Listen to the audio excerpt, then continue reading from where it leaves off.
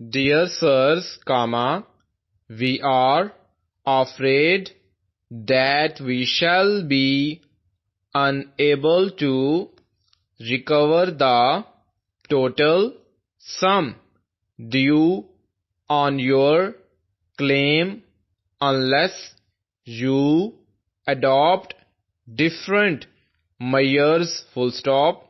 We have used special efforts, but up to the present we have met with no success in our endeavors to get the debtor to settle.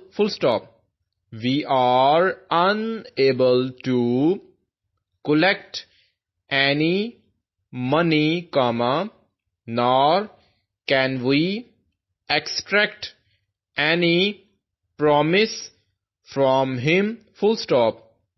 New paragraph. We think you will be obliged finally to pass the claim over to your solicitors.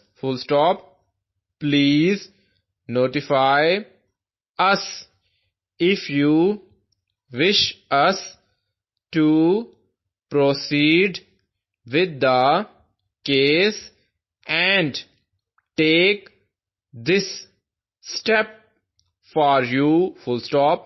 Very truly yours,